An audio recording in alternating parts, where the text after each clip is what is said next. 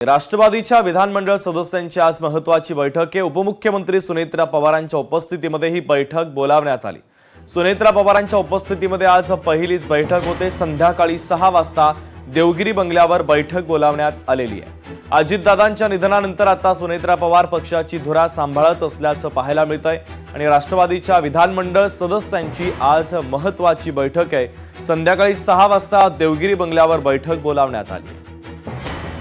भाग्यश्री प्रधान आचार्य आमच्या प्रतिनिधी या बातमीच्या संदर्भातले अधिक अपडेट आपल्यापर्यंत पोहोचवतात ते। भाग्यश्री, नक्कीच शुभम, आपण बघतोय की उपमुख्यमंत्री पदाचा भार त्यांनी स्वीकारल्यानंतर काल त्यांनी पुण्यामध्ये देखील पहिल्यांदाच भाष्य केलं। त्यावेळी त्या भाऊक झालेल्या पाहायला मिळाल्या। मात्र आज त्या सगळ्याच त्यांचे जे मंत्रिमंडळ आहे किंवा त्यांचे जे आमदार आहेत त्यांच्याबरोबर ते आज मीटिंग घेणार आहेत। खरं तर ही सवय जी होती ती अजित पवारांना देखील होती। ते दर मंगळवारी किंवा सोमवारी सर्वच आमदारांना घेऊन आपल्या आपल्या भागातील काही समस्या असतील तर त्या विचारून त्या पद्धतीने कॅबिनेटमध्ये देखील ते प्रस्ताव मांडत असते।